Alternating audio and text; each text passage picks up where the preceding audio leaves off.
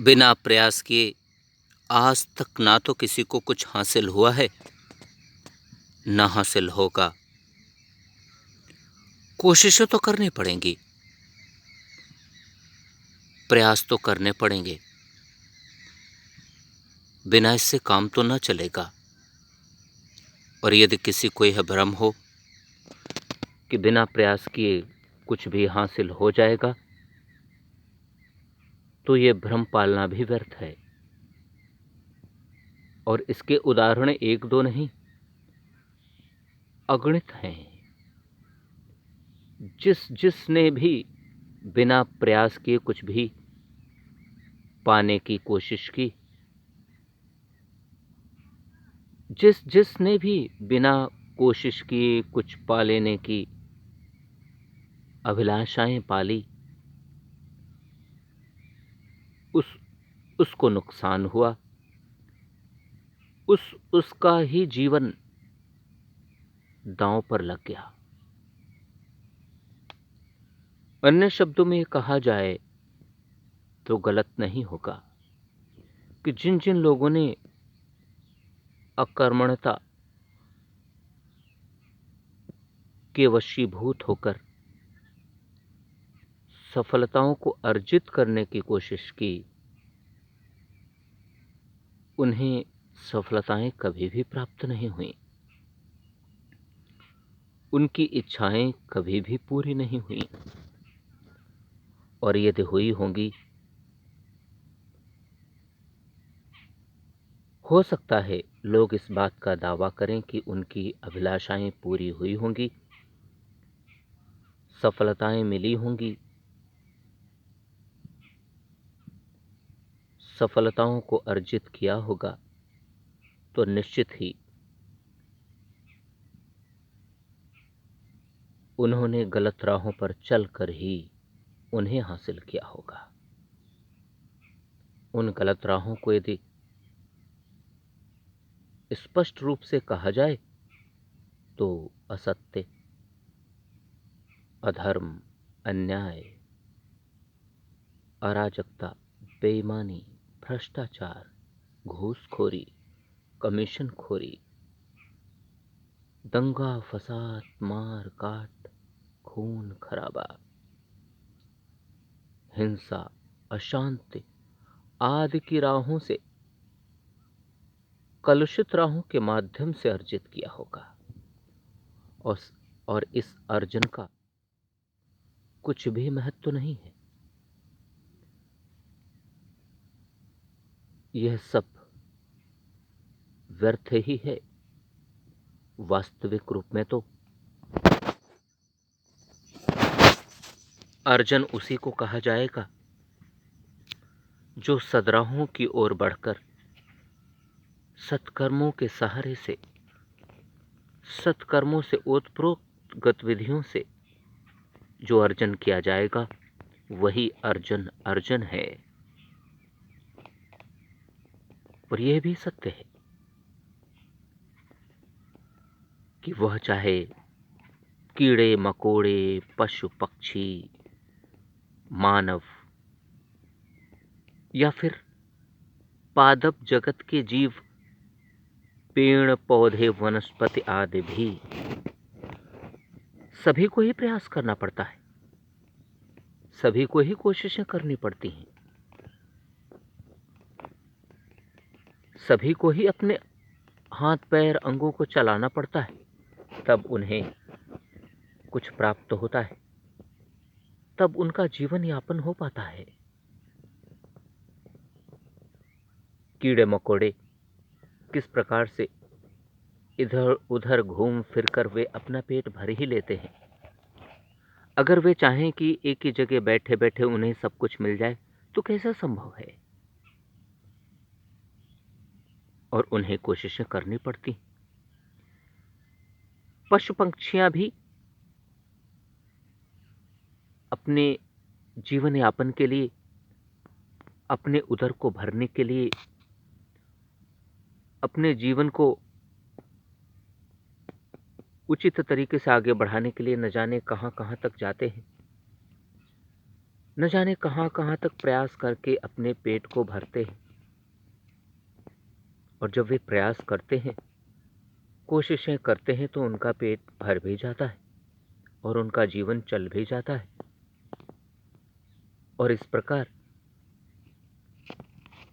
वे अपना भी जीवन पाल लेते हैं और अपने भरण पोषण के साथ साथ औरों को भी भरण पोषण में साथ देते हैं। और इस प्रकार से सभी को जीने की राहें प्राप्त हो ही जाती हैं। और यदि मनुष्य की बात की जाए, तो मनुष्य का तो परम कर्तव्य है। मनुष्य तो इस सृष्टि का सबसे बुद्धिमान जीव है। वह अपने उदर को भरने के लिए, अपने जीवन को चलाने के लिए सभी राहें अपनाता है। बहुत बार वह सद्राहों से आगे बढ़कर अपने जीवन को चलाता है, सत्कर्मों के माध्यम से अपने जीवन को चलाता है। सत्य, न्याय, धर्म, ईमानदारी, मानवता, अहिंसा, शांति आदि की राहों पर अग्रसर होकर अपने जीवन को चलाता है, अपने परिवारों को भी चलाता है, खुद का औरों का भी भरण पोषण करता है। परंतु कभी कभी मनुष्य ही भ्रमित हो जाता है, उसे अपने कर्तव्यों का बोध नहीं रहता, अपनी जिम्मेदारियों का बोध नहीं रहता, अपने वास्तविक रूप का बोध नहीं रहता, अपने वास्तविक स्थान का बोध नहीं रहता, और वह नकारात्मकताओं की ओर बढ़कर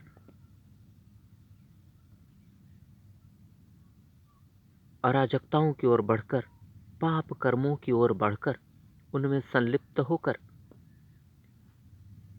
सब कुछ अर्जित करना चाहता है। अर्जित तो कर लेता है, पर अपना जीवन बर्बाद कर डालता है। सब कुछ पाकर भी उसे कुछ प्राप्त नहीं होता। धन, संपत्ति, ऐश्वर्य, यश, पद आदि सब कुछ नकारात्मक राहों के सहारे पर अर्जित करके भी उसे अंतरात्मा को शांति की प्राप्ति नहीं होती। उसकी अंतरात्मा कहीं न कहीं उसे बोझिल करती रहती है कि जो भी तुमने कार्य किए हैं, जिस प्रकार से इन राहों को चुनकर तुमने इन सभी चीजों को अर्जित किया है, वो सब व्यर्थ है। और यदि अंतरात्मा में शांति की प्राप्ति नहीं हुई, तो फिर क्या लाभ रहा? तो मेरे कहने का तात्पर्य तो इतना ही है, बिना प्रयास किए, बिना कठोर परिश्रम के, बिना मेहनत किए कुछ भी हासिल नहीं होता। जीवन ऐसे ही नहीं चल पाएगा। जीवन को चलाने के लिए सकारात्मक राहों की ओर बढ़ना होगा, सद्राहों की ओर बढ़ना होगा, सत्कर्मों का सहारा लेना होगा, सत्कर्मों की शरणों में जाना ही होगा, और कोई रास्ता भी तो नहीं है। और यदि मनुष्य जीवन पाया है, तो उसकी सार्थकता को भी तो सिद्ध करना होगा। तभी तो इस मनुष्य जीवन को प्राप्त करने का उद्देश्य पूरा होगा। हर हालत में, हर कीमत पर सद्राहों की ओर बढ़कर ही अपने जीवन को आगे बढ़ाना है। यही वास्तविक तथ्य, यही वास्तविक सत्य है। सद्राहों को स्वीकार न कर सके, उन राहों पर चल न सके, उन्हें अंगीकृत न कर सके, अपने जीवन में घटित न कर सके, तो क्या लाभ रहा इस मानव जीवन का? फिर तो सब व्यर्थ ही हो गया। और यदि पादप जगत की बात की जाए, जिसमें पेड़ पौधे वनस्पति आदि हैं, देखने में भले भले ही वे स्थिर दिखते हैं, एक जगह पर रहते हैं, वे चल नहीं सकते, परंतु वे भी अपना जीवन अकर्मण्यता के साथ नहीं गुजारते हैं। सामने से भले ही कुछ भी दिखता हो, परंतु क्षण प्रति क्षण वे प्रयासरत रहते हैं, और उस प्रयास के कारण ही उन्हें जीवन चलाने का मौका मिलता है। पेड़ पौधे वनस्पति आदि की जड़ें कभी रुकती नहीं, वे निरंतर चलती ही रहती। पोषक तत्वों की खोज में, पोषक तत्वों की चाह में, पोषक तत्वों की इच्छाओं में, वे पोषक तत्व जो उस पेड़ पौधे या वनस्पति के लिए बहुत आवश्यक हैं, उनकी खोज में वे न जाने कितनी दूर दूर तक जाती हैं। यदि नहीं विश्वास है तो एक पौधे को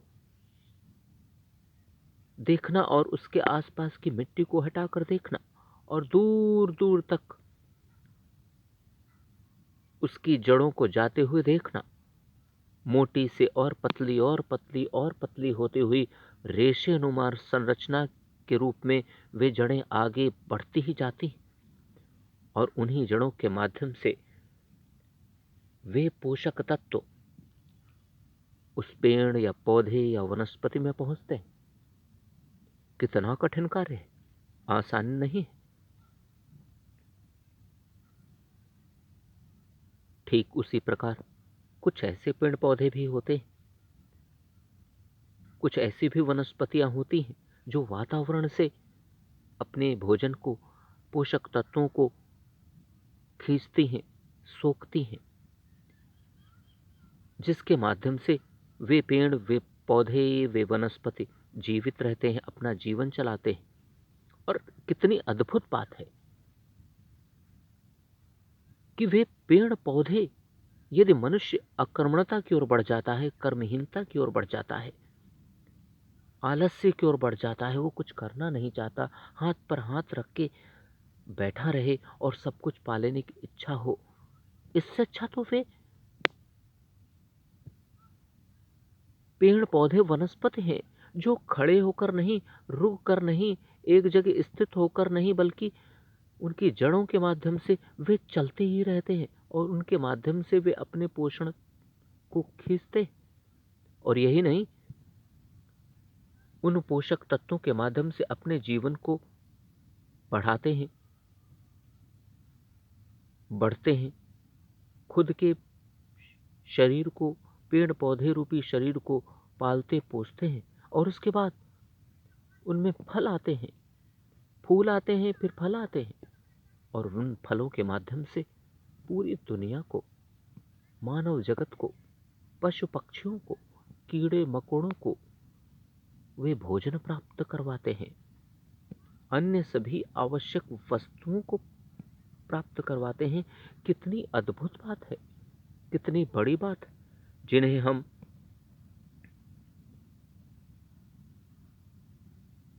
अचल कहते हैं, जो चल नहीं पाते, वे वास्तविक रूप में अचल नहीं है, उनकी जड़ें चलती रहती हैं, जिनके माध्यम से ही वे अपने जीवन को पोषण की ओर बढ़ाकर फलते हैं, फूलते हैं।